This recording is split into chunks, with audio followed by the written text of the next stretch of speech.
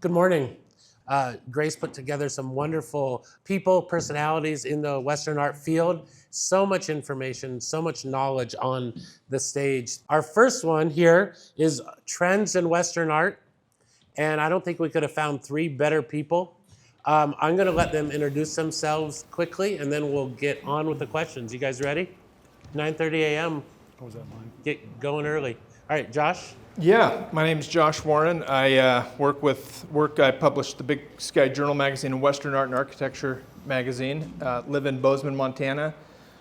Really happy to be here. Happy to be invited and to be part of this group. I've been able to attend the Coors show a few times over the last few years, and it's just top notch. Seeing different shows all over the country, I have to say that the Coors has been top of the stack. Thank you for coming. This seems not loud enough. Do I not need one? I'll be your tech guy. Not tech. I should ask my son who's over here. Thank you for coming this early. I know it was early for me, and I dressed in my best Western gear. But I am from the West. So I know what it really means to be from the West. So hopefully I can speak from that as well. I'm Mark Sublett. I own Medicine Man Gallery and the Maynard-Dixon Native American Art Museum. We do a podcast called The Art Dealer Diaries, which a few people in here have been on, including one of your speakers, Bob Millett, who I saw sneak in back there. Maeve is right there. So, and Ezra Tucker, there he is in the back. I was on it. Josh was on it. Yes. So, and I only point this out because these artists, a lot of the artists that show at your show will, you can hear their voices and get a sense of who these people truly are, which allows you to have a feeling about their art. Even if you can't meet them in person, I think it gives that to you. So I'm happy to be here, and I'll turn it over to you. Morning, everyone. I'm Kevin Doyle. I'm the director of the Jackson Hole Art Auction in Jackson, Wyoming. Originally from New York, where I had a great 20-year career at Sotheby's, and just happenstance brought me to Jackson. It's like heaven on earth. I love living there and working in this industry. So I'm very pleased to be here, and thank you all for coming today. All right. Yeah, this is a great panel. If you go to any Western art events in the country, throughout the West, you'll probably see at least one of these people there. Their job is to travel, ask around, find out what's happening, and really take advantage of the trends they see in Western art, in the Western art field, and making that part of their profession. Mark Sublett has a wonderful social media presence. He travels, I don't know how you do it, Mark. Mark's written 8 books, novels. And he runs a gallery. 13. So you wrote 5 since the last time we talked.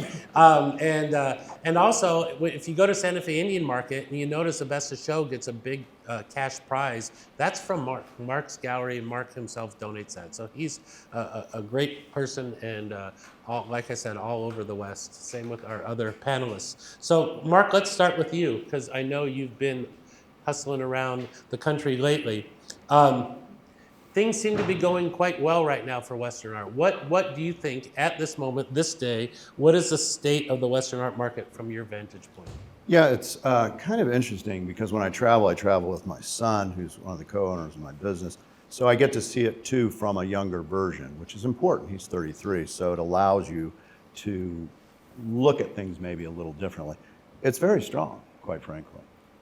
From what I can tell, we've been to the Prix de West this year. We were at the Far West show a week ago. We were at the Idle George Museum 2 weeks before that. So we've been to a lot of these different events, and I see the sales being very strong, engagement very good, and I think the future right now, and we'll talk about it, is very bright.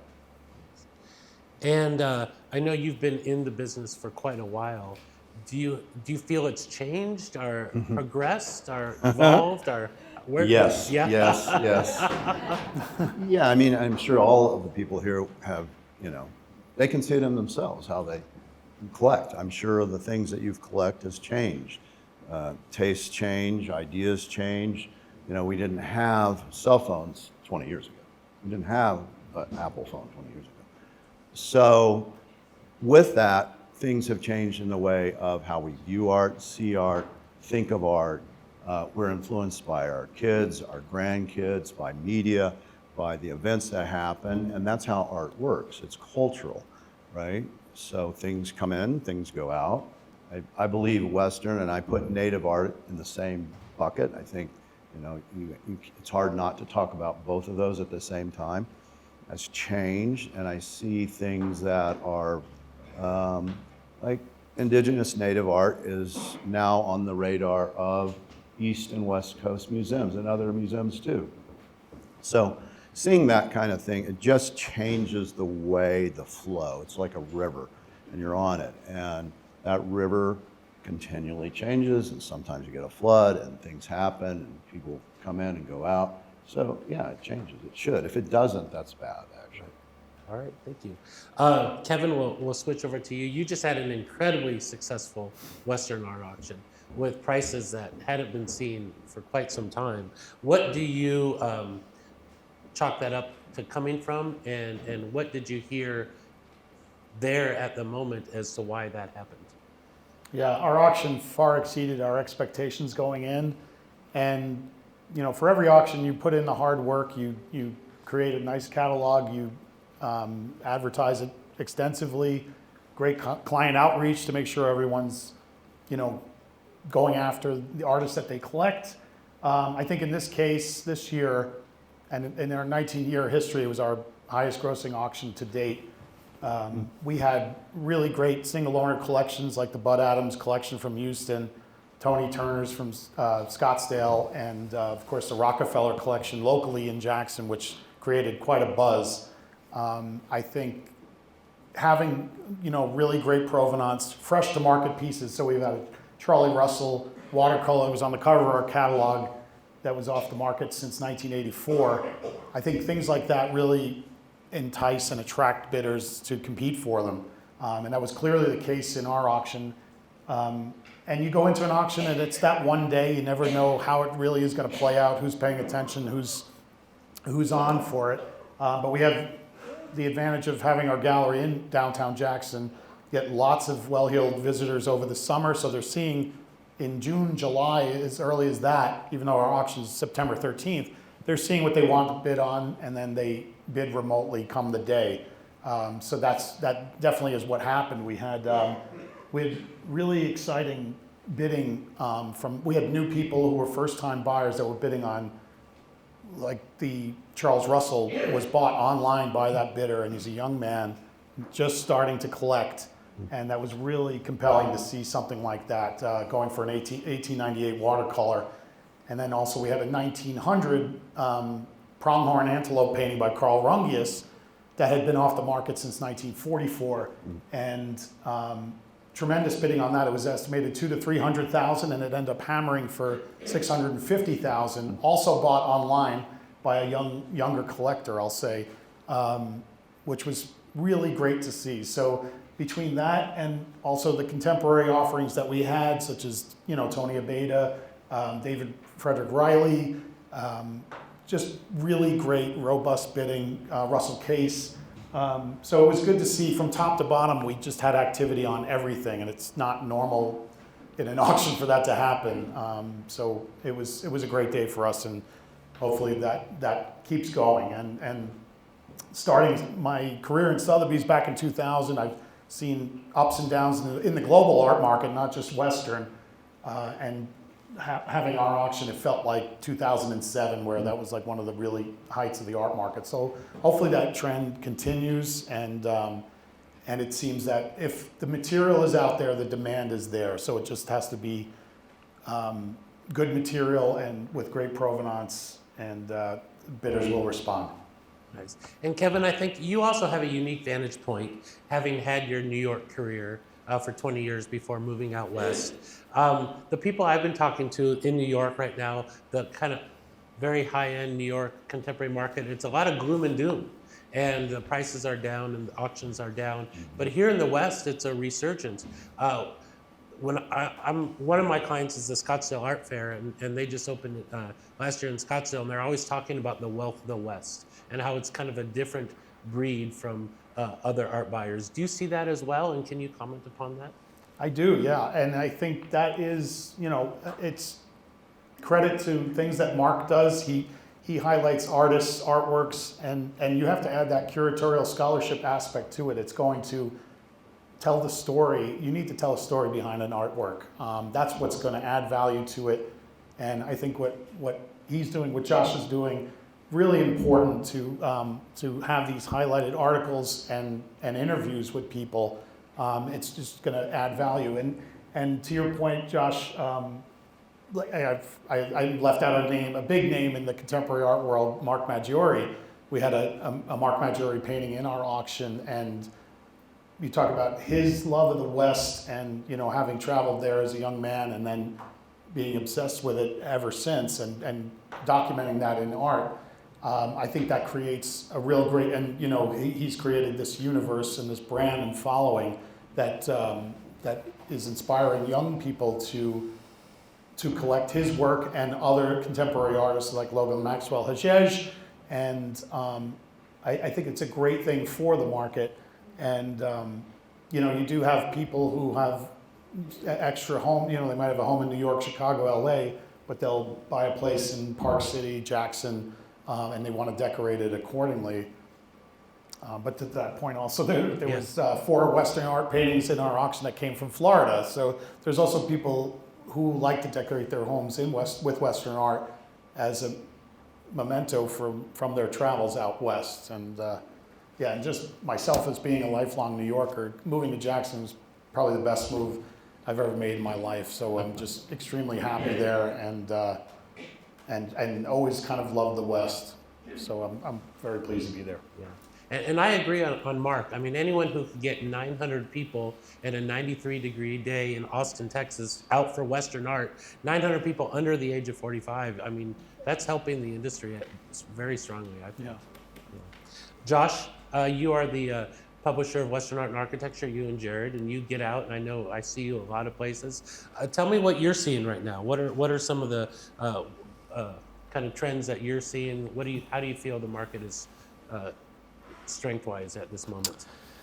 I feel like the market is stronger than it's been since I've been involved. I've been doing this for about 15 years, going all around to different auctions and shows and visiting galleries and getting to know artists. And I can say that right now it feels stronger and better, more vibrant than it ever has. And maybe I'm looking at it too simply, but I can't help but accredit it to things like just cultural things such as TV. The Yellowstone show and what that has done for it's really given it the whole it's cool again. I grew up in a small western town, very very cattle, very alfalfa, and it was cool back then to be Western and we watched Western movies, Western TV was cool, and then it feels like, and it could just be in the world that I've lived in, that became a little bit out of fashion over the years, and it feels like it's back. It's good. Country music, you got Zach Top, you got all these young, fresh artists in the music industry, but what we're talking about and with art, and you see it. You see all these young artists that are getting started and really kind of pushing the boundaries, and it's been really fun over the last couple of years. It's been invigorating to see it coming up, and I really credit that. It's kind of an equal credit, in my opinion. You look at it's the collectors and the artists. If it wasn't, you can't have one without the other. But I really hats off to the artists that are chasing their dreams and really getting out there and getting after it. I agree with that for sure. Yeah. It is about the artists. It really is. It's the courage that it takes for them to do what they do and to put their heart on their canvas or wherever they're putting it and hold that up in front of everybody is super super admirable. I feel so lucky to be able to witness it and to see it this close. And yeah. Yeah. And I'll just say one more thing too, because you're collectors out here. So when you go to this show in January, if you spend money with the artists, you allow them to eat and the kids to have braces, and you also get the opportunity to actually get them to know them as a person. So I encourage you to spend money at that wildly. Yeah, and to the collectors for believing in them and coming out and showing the support financially. And yes, sir. Josh, Yes. can you talk a little more about architecture since Yeah. most of your magazine? Yeah. So we publish Western art and architecture, and we get to feature beautiful homes.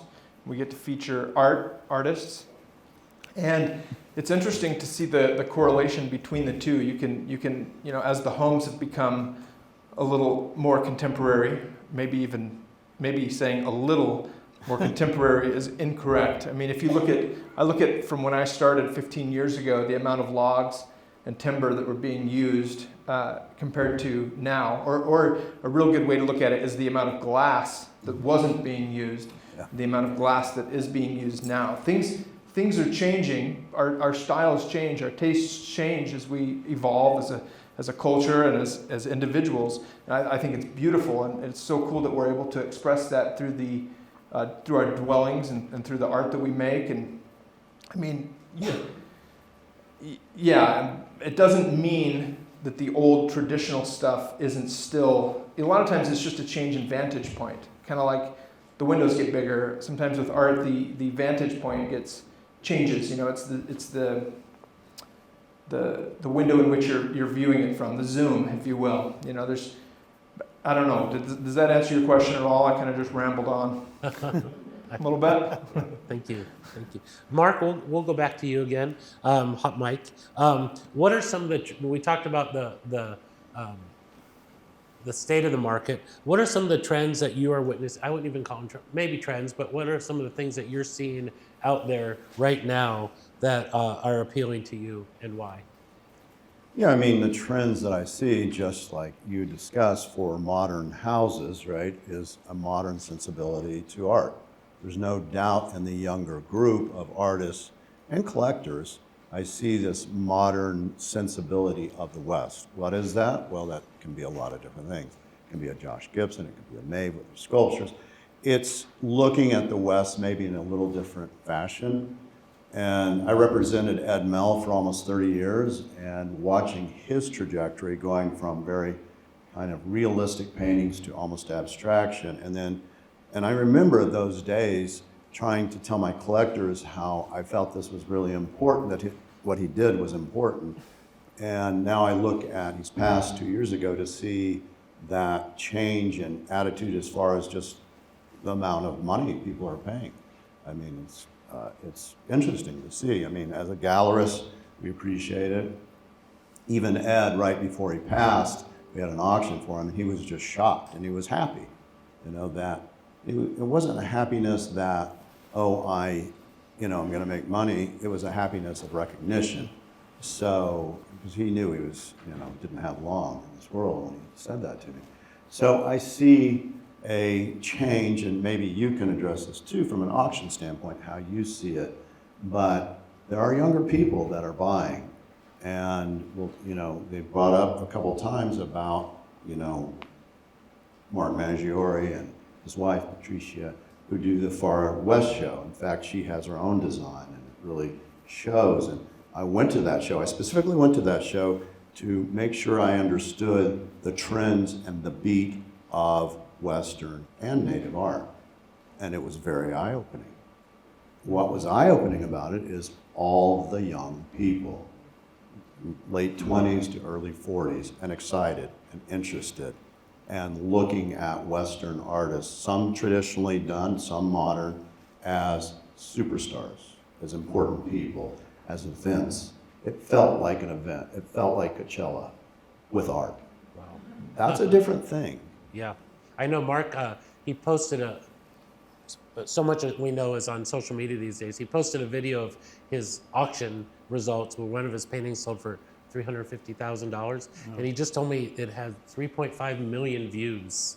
Wow. Yeah. To think for one painting selling at an auction in Austin, Texas in August or September, that's fairly impressive. Yeah, and that's a thing, right? I mean, we've, on our Instagram accounts, on our channels, we've had like over 3.5 million views in the last 90 days. And we had one video that was very traditional. It was a Navajo textile by a woman named Cody. And it had like 500,000 views. So this is a good thing. This is all good for everybody sitting in these chairs who cares about the West and Western art and Native art, that there is a pulse, and it's beating strong, in my opinion. I'll get a question there in the audience. Yeah. So, we saw in the 50s and 60s this nostalgia for the old Western ways, right? It appealed to our zeitgeist. What is the social zeitgeist that's appealing to this new, younger market today? Well, I think it's already been hit on to some extent, is Yellowstone, 1923, the movement of indigenous art in museums, and again, things like social media. And again, Mark Maggiore has almost 900,000 followers. So that's a lot of power. And people are engaged with his Instagram account, and they go, that's cool. They're out riding horses. He's, and Mark's really doing it from a Western component. He's promoting the West is what he's doing. And people find that interesting and unique. Who doesn't? I mean, in this room, the people that have heard the name Mark Maggiore, I'd just like to see your hand if you would. All right, so 2/3 of the room, right? I think that's the answer. It's communication in a different way, primarily through Instagram, but things like podcasts too bring voices that haven't heard to a media that young people use. And it's important to have young people. I mean, everybody here is important to me because you buy art from me, but the young people are the ones who are going to keep our traditions alive and going. And so we have to reach them in the way that they consume information. And it is through social media, it is through podcasts and those types of things. Josh? Can I add to that? I think, Yes, please. I love this topic and agree with you 100%, Mark. I see the West appealing to people in the same way that it always has. It gives us, it's the idea of freedom, the idea of space around us, room, not just, I mean that literally and metaphorically. I think that the West represents space, freedom, elbow room, and people want that. We want freedom. We want, and I mean, where I live in Bozeman, Montana, I spend a lot of time in Montana and in that northern Rockies region. We really have seen a change with the type of people that are moving in.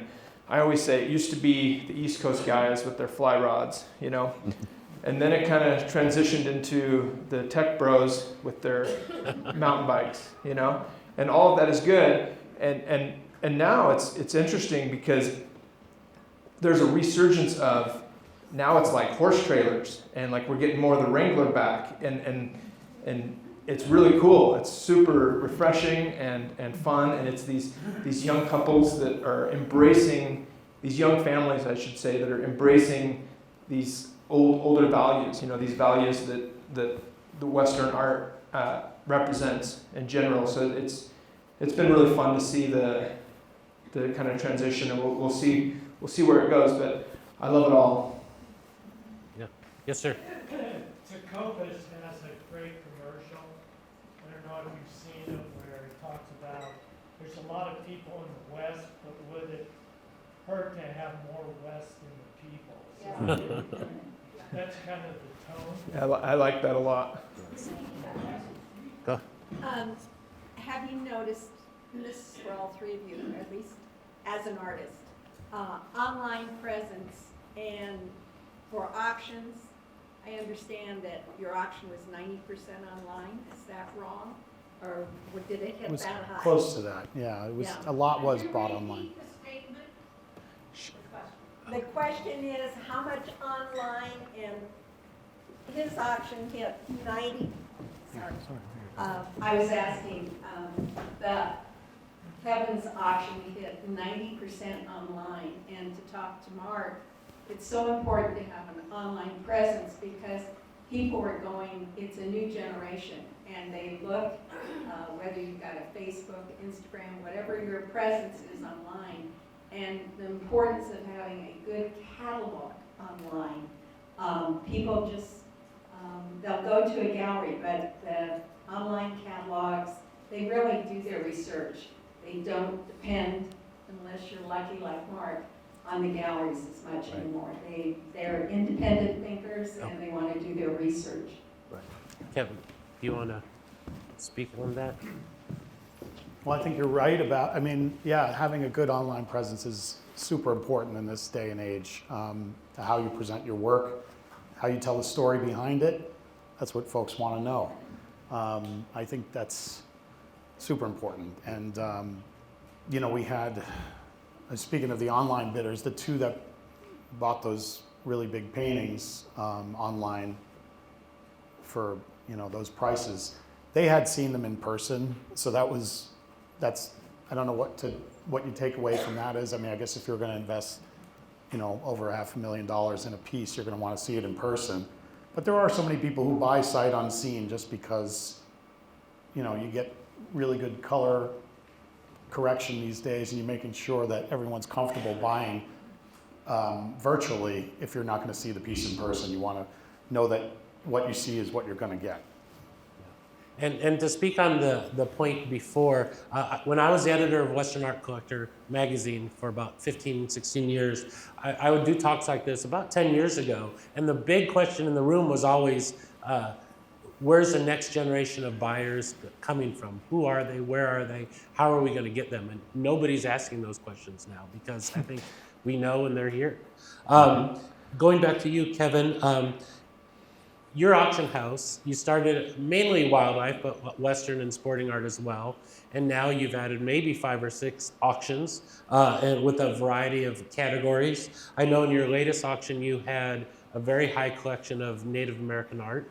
And that for that September sale, that might have been the first time, I think. Tell me about these kind of developing collecting categories you're seeing and what power they're bringing to the market as well. Sure. I think well, the Native American art is not my area of expertise. So I have new ownership in the auction house with Terry Winchell. Kate is a partner of mine. The energy and expertise that they're bringing has just inspired, you know, the auction to expand its offerings. So that's something I want to do. I feel with the global marketplace, you know, we just sold a Norman Rockwell illustration. It was a Saturday Evening Post cover from 1919 in our auction, and it was bought by an East Coast collector. So it could be anywhere really, and I think Jackson Hole has a lot of cachet in its name, and people know about it, and they know it's the wealthiest county in the country now. You know, so that kind of helps from my standpoint as far as collectors who are looking to do business and offer their works in my auction. They love the fact that it's going to be displayed in our gallery over the summer. I think having, like Terry Winchell was so instrumental in getting that Rockefeller collection to our auction.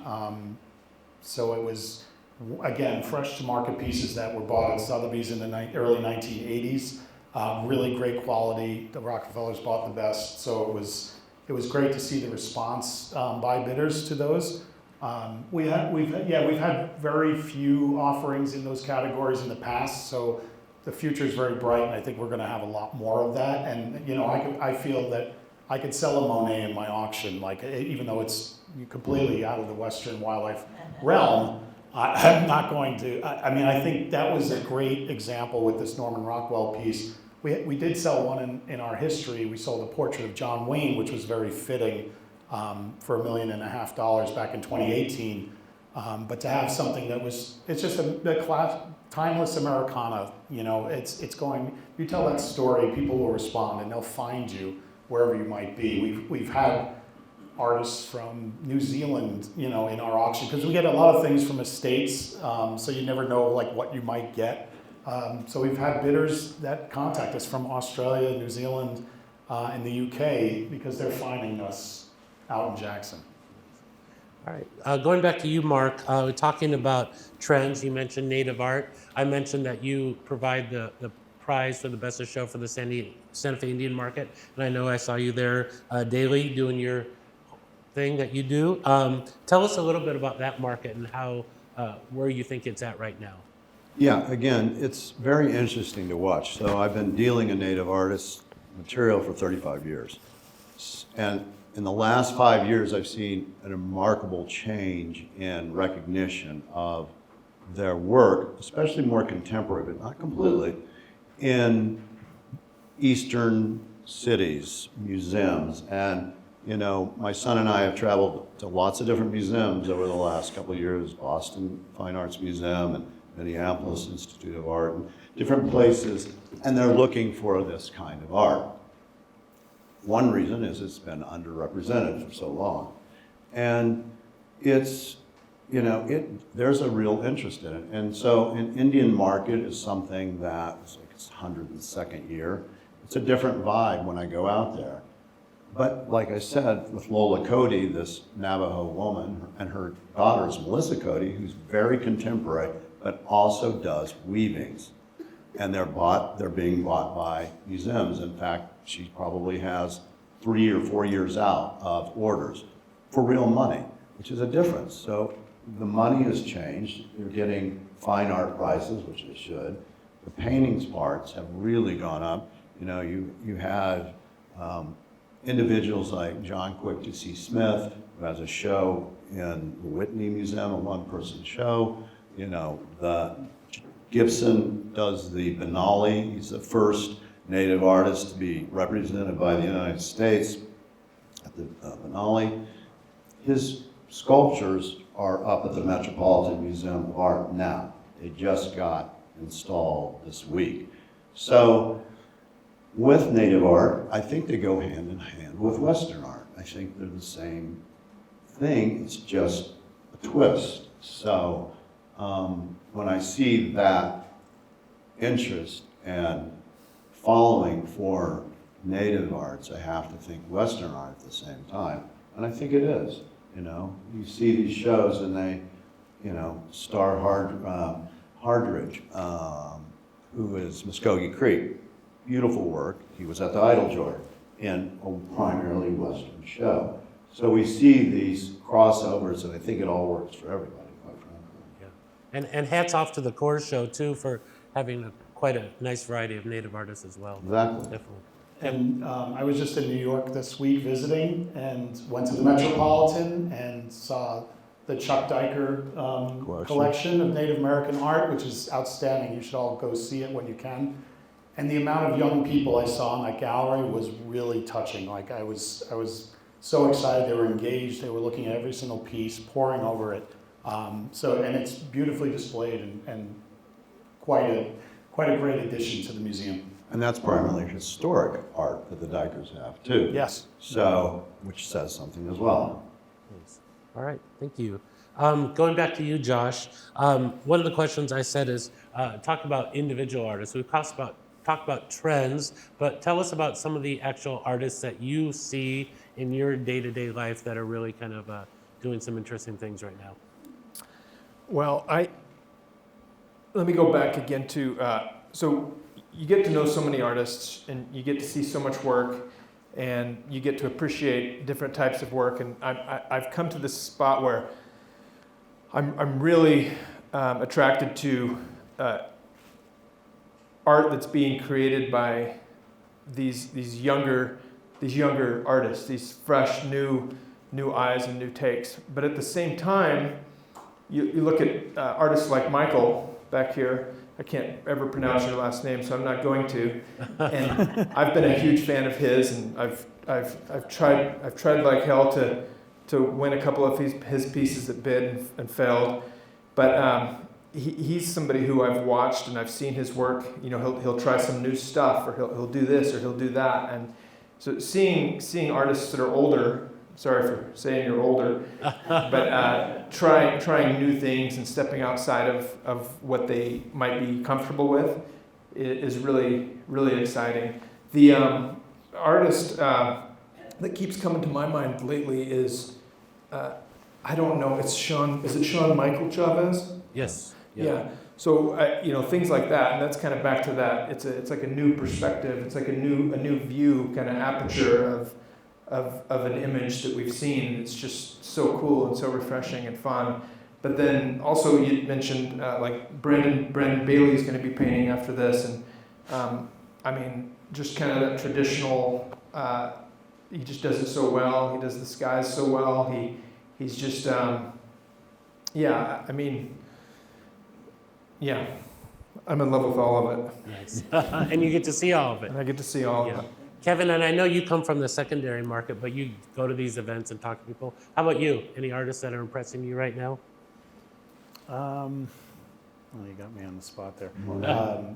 I do like Brennan's work a lot, and met him at I attended the Coors show for the first time this past January, and I was so impressed with what I saw with the event and meeting like-minded collectors and people who are passionate about art. I thought it was well curated, and I ended up picking up a small painting there myself. But I just love, I think it's the access, like Mark was saying before. You want to spend time with an artist, get to know them, get to know their process, what inspires them. I think that is the key thing that's going to keep, this market alive and well. Can I come back? Can I come back to that topic? I also feel really strongly about all of us pursuing and purchasing art that really speaks to us, and putting that above kind of what we think it's going to do with how much it's going to be worth later on. Or there's something about just really listening to you and allowing yourself to really resonate with the art. I think that's something Kevin said made me think of that.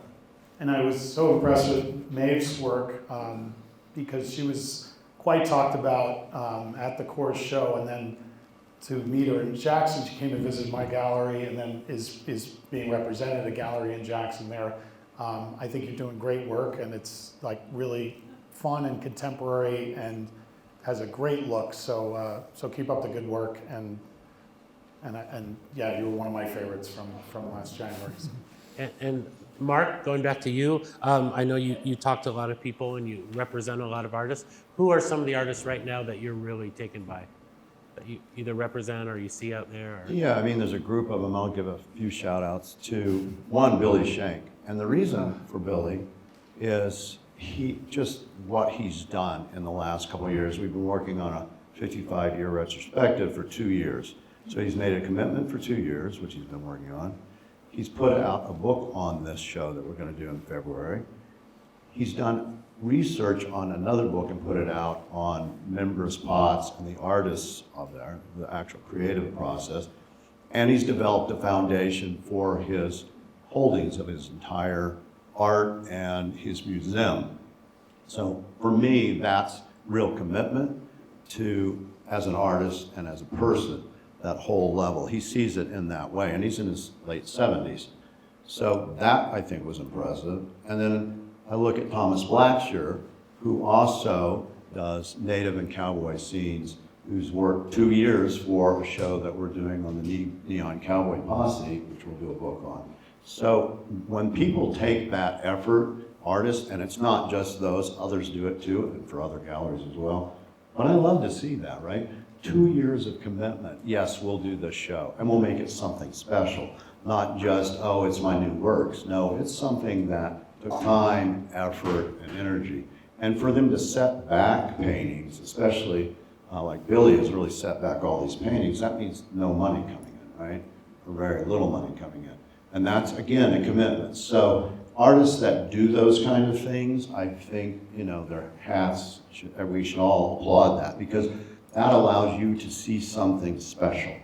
When a book or catalog and a lot of pieces, retrospectively especially, that's a gift to you. It's a gift to me to be able to host those shows as well. So.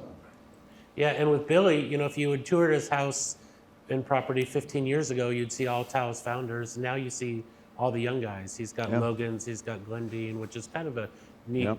thing to see his change in collecting himself. Yeah, he's got a lot of it he's taken the money and just transferred it into other artists, BAJ and Moyers and lots of Ed Mills and just people that he feels tell the story. And those will stay with the house when he dies. That'll be part of the foundation. That'll be what people, when they come and view it, you know, it'll be like an O'Keefe. This is how he lived. This is how he saw his life. This is what was important to him, including Molesworth furniture, which is very Western, and native art, which is historic and prehistoric. So, Right. yeah, no, that's why I have to say that's a pretty amazing thing to do. Definitely. Josh, let's go back to you and get out your crystal ball here and tell us, what do you see happening with Western art, and what do you envision, and then where are we going to be in the next 3-5 years down the road? Well, naturally, I'd like to be optimistic, and I think it's going to continue to grow. I mean, when I was at the auction in Jackson Hole and watched that transpire and was blown away and uplifted, and I feel like, I don't know, I mean, I don't see it. I could, just like Bozeman won't stop growing, I don't see the Western art market slowing down. It feels like it's going to continue to evolve. It's going to continue to get bigger. Like Mark's talking about the younger appreciation, or maybe it was Kevin, the younger appreciation for the native work and historical and living. I just feel like all that stuff is just on the up, and I feel like our the TV that's being made, other, like I talked about earlier, music and television and other forms of art are continuing on that same trajectory, and it's going to just continue to feed, and the West is going to grow. Yeah. Kevin, how about you? Feels very positive to me as well. You know, I mean, you were saying maybe a decade ago, but I even experienced it in my tenure out in Jackson in 2001. I had seasoned collectors coming up to me, and they're all kind of concerned about the future, and they're like, a lot of kids are not going to want what the parents collected. I think that was kind of proven wrong. In my auction, at least, I saw these younger generations going after historical works, and it was very promising. In addition to wanting contemporary as well. I mean, everything, you know, in Native American artifacts, like, it can all live together, and it should, you know, because it's telling you its history. And I think, you know, learning about what goes into a weaving, and or whether it be a basket or you know, a chief's blanket or something like that,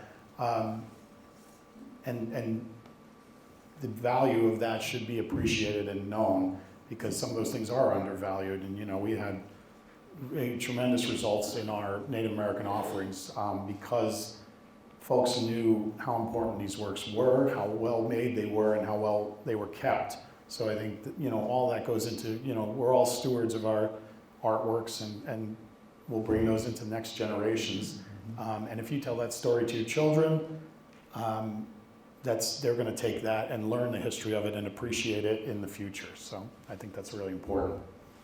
And Mark, I mean, you're bringing your son into your business you have over the last few years, so obviously you have a optimistic view as well. Tell us about what you think. Yeah, it's very optimistic. And again, going to the Far West show, you know, where you have this amazing group of younger people that are excited to be involved in it. And it comes back down, I think, a lot to the internet, right? And the internet's going to change, and social media, specifically Instagram, are going to change things. They're going to change things for me and every gallerist as well.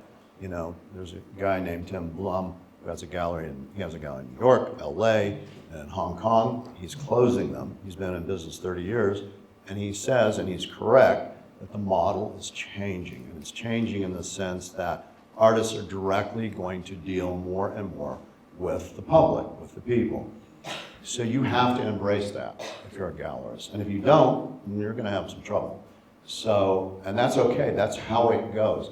Because people want to know the artists. They want to be involved. Artists will still need galleries. You know, that'll happen. But if those galleries try to clamp down and say, you can only show through me or do this, they're going to be in trouble.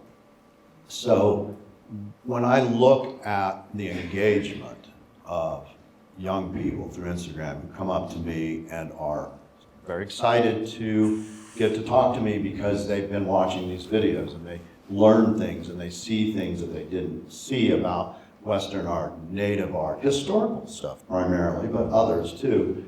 They find this exciting and interesting, and that's where they want to go. And I've been trying to push on my podcast to get young people to go into this business, that have the acumen to sell and to work with artists and enjoy native material and that kind of stuff, to find it as a business. Because the people that I grew up with and my peers, they're all dying out.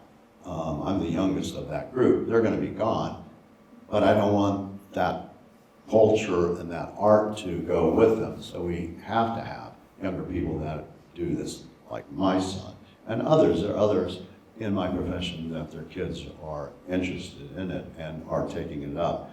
So to answer your question in a long way, it's a very bright future for what we do, and it's important that we put the word out that this is important and we want young people. Incidentally, what episode of Western Art Dealer Diaries are you on now? That's a good question. This is my 8th year and maybe something to 370. Wow. Something like that. I do one every week, every Wednesday I drop one. And the idea for me really is to capture these voices before they're gone. And they do go, you know. And I've had quite a few that have passed, and you can listen to them, Ed Mel, things like that, yeah. All right. Well, I think it's time for questions, so let's turn it over. We'll get you first, and then, and then you behind. Yeah. Okay. I'm interested in how Western art is being given to a new audience in Europe. Thank you. I'm interested in how you're promoting Western art outside the US, I think. I hear you say a lot of people homegrown are interested in it, but there must be a huge audience beyond the United States, and I wondered how much you're going out to promote Western art in that way. Well, I'll just take a quick glance at this for Western art. So my son went to Japan last year, and he did interviews with Japanese dealers that love native art and collect native art. And so that is bringing it to that component. When I look at the numbers on my podcast, you know, maybe 15% are not in the United States, maybe as high as 20%. So just through the podcast, people are learning and doing it. And I've even interviewed one dealer who deals in Native American art in Germany. I had him on the podcast. So I think, you know, the internet's huge and big. So just putting the content out there, they will find it, and then they find you, and they come, and they are interested. Let me speak to that real fast. I can tell you that from the magazine perspective, we have an increasing number of subscribers, both digitally and print, magazine-wise, that are in, I mean, all over the world. It's not like a huge number, but we've seen it, we've watched it increase. And I would say it's primarily in Asia, in the different Asia countries, and it's really been something to see. There's, you know, I mean, I think that it's what we were talking about earlier, the freedom that it represents and speaks to, that resonates all over the world. And yeah. I don't know, does that answer your question? Yes, I'm still love to see an exhibition in London. There you go. Mark's on his way. Yeah. Yeah, give me the place, yeah. I mean, we were in London and just this year, and I met with a collector over there. So, yeah, no, and we met with 2 collectors actually over there, and one of them was a very good collector. So, yes, it just takes the effort and the time and the energy, but we make those connections for sure, and we embrace them, because we love everything the West, right? We want to promote the West. That's our culture. That's what my life is about. So, yeah, we'd like to see that too. Next. There's, just further to that, there's a high-end eyeglass maker named Jacques-Marie Mage, and he just opened a shop in Milan, and it's completely designed in Southwest Native American art. And he had a Native American dancer at the grand opening there in Milan. So that's very telling as to, you know, how he wants to present himself in Italy and elsewhere. I mean, it's just, it's pretty exciting. Yes. Speaking of young artists, are we not seeing the emergence of the children of artists move into their parents' field? Thinking of Kevin Richstar, Leroy Beagle. I just say, Ezra, stand up with your son. Yeah, there you go. Both of which are in our gallery and represent. So yes, that definitely does happen. As soon as you started saying that, I thought of George Redden, Grant Redden's son. You know, I think you do see that, but there has to obviously be the talent has to be there and the desire. But it does. I can't think of a lot, but I feel like there's a lot up there. You know, I feel like it does happen. Yeah. Yes. I think we have time for one more question, and then the Cowboy Poets are coming in. Yeah. So there's been a lot of controversy about the influence of AI in art. Are you starting to see that in Western art? And if so, what's going to be the position, the influence, the impact of AI? They all look to me. Nobody wants this question. That's one of the reasons they don't want to answer it. I don't blame them. It's a narrow knife that you're going to have to follow. AI is not going away, and it is definitely going to affect every component of music, arts, theater, everything, right? So we don't know how AI is going to be accepted and used. It already is by artists, and I've sat down with artists and had this discussion. Younger artists may feel that it's fine, and maybe it is to some extent.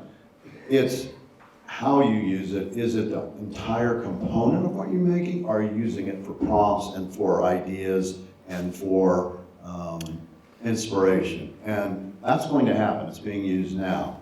So at some point, we might even have to put on our certificates, human made, you know, no AI used. I had somebody ask me on one of my books, you use AI in it? So I was like, no, I don't. But it's a valid question. So maybe you want to say something too. Yeah, I love this topic. I think it's so fun to watch the world change, and it's neat.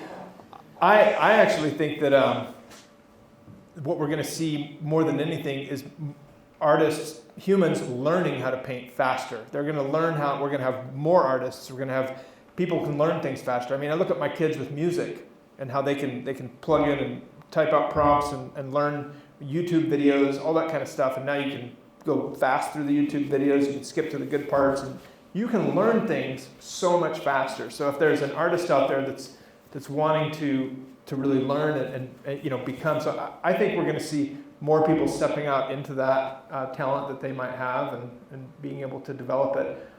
I think we're always going to want and appreciate things that are made by human hands and that are authentic and real. And regardless of how cool these phones are and how cool everything else is, we're gonna want the real stuff. I mean, people say all the time, you know, you get these like, oh, you know, people ask you what you do for a living, and you tell them we publish magazines, and they go, really? You know? Is that still a thing? Yeah. But I'll tell you, we definitely have a lot of people that prefer the cheaper subscription, the digital subscription only, and they want to click through it on their iPad or their laptop or whatever. But you'd be surprised, people still want these these things. When I look at art, when I see a new artist's work on a wall, I immediately, my wife gets mad at me. I have to touch it. I have to feel it. I want to get real close to it.